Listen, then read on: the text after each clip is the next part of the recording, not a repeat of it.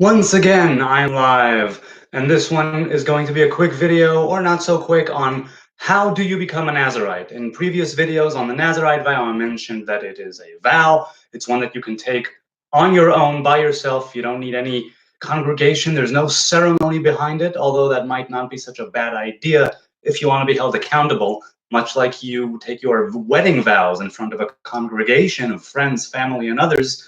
Taking that kind of a vow in front of people might be more significant and meaningful to some people. That's not what I did. I was just me, myself, and I.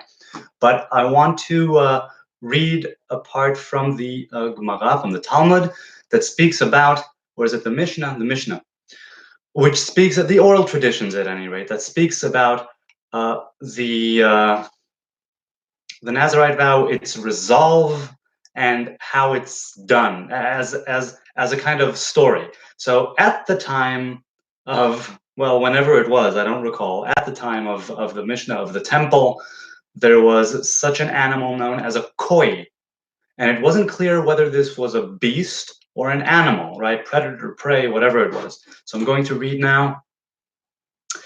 If 6 men saw a koi, and one of them said, I shall be a Nazarite if that is an animal. The second one said, I shall be a Nazarite if it's not an animal. The third said, I shall be a Nazarite if it's a beast. The fourth said, I shall be a Nazarite if it is not a beast. The fifth said, I shall be a Nazarite if it's an animal and a beast. The sixth said, I shall be a Nazarite if it's neither animal nor beast. And then 3 other men came, and one of them said, I shall be a Nazarite if one of you is a Nazarite. The second said, I shall be a Nazarite if one of you is not a Nazarite. And the final 9th individual said, I shall be a Nazarite if all of you are Nazarites. And what is the ruling there, says the Mishnah? They are all Nazarites. Every single one of those 9 individuals who had their vow dependent on the koi, on whether it's a koi or not, are Nazarites.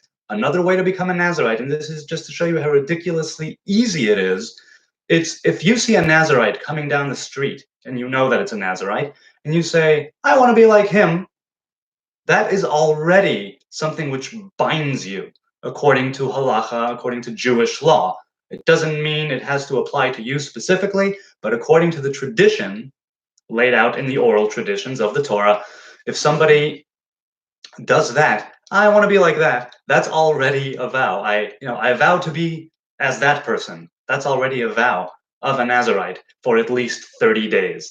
So why is it ridiculously easy to be a Nazarite? It wouldn't seem like something so significant and monumental, and it is, should be so easy to bind yourself to. But, hold on, I'm going to read another part here. Right, okay. So I'm not going to read that. I'm just going to say this.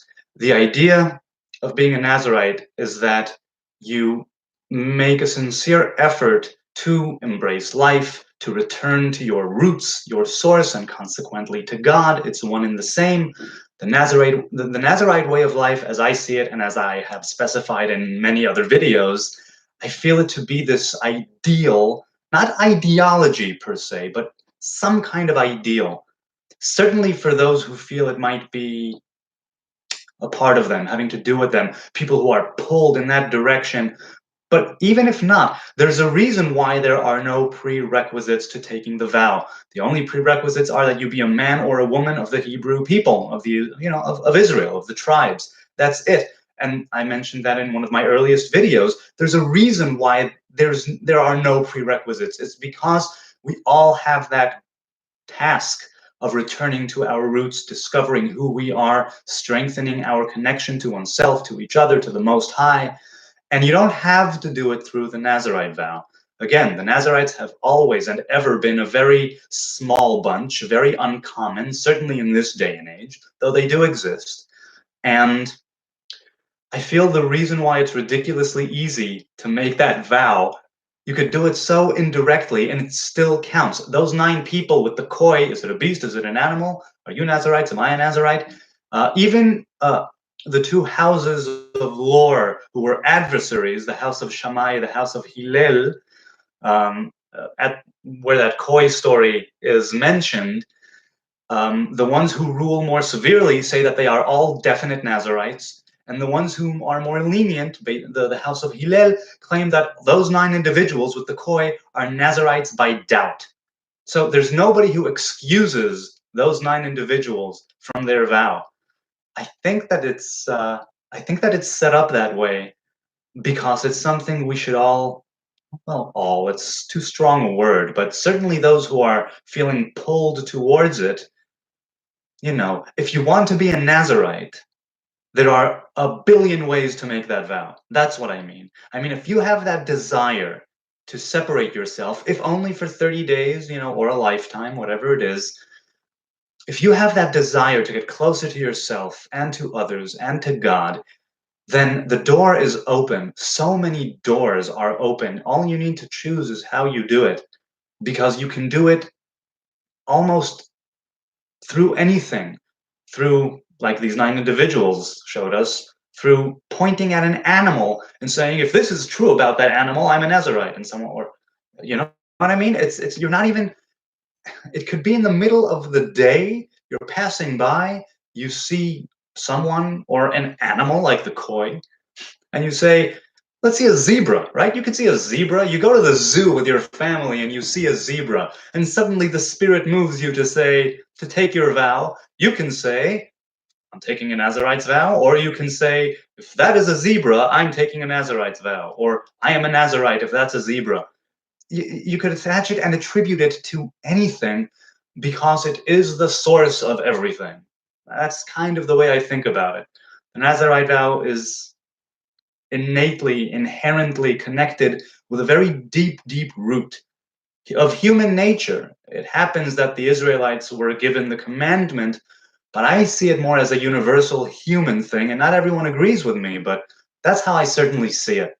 So there are endless ways to make this vow, and making it for life, which is the default right now according to Jewish law and tradition, doing it for life, and I don't know if I will end up living all of my days as one or not. It's certainly my aspiration, but I don't know the future. Regardless, I'm now entering my, it's almost a decade now. I think it's 9 years, almost 9 years ago, something like that. And the more, I've mentioned this too, the more I immerse myself in these teachings and in this way of life, the more I understand that while it's very individual and very personal and very unique, it's also very much all-encompassing and universal and human. And that's the way I see it. So how do you become a Nazarite? How do you take the vow? It's your decision. There are endless ways to do it, but it should not be done on a whim. And if it is done on a whim, then, well, that's you. That's your journey. That's your thing. I'm sure that many Nazarites that have been and that are right now have done it, on a whim. Maybe, maybe not. I certainly did not. But but I would understand someone who did. I really, really would. I think that's it. Let's have a wonderful day.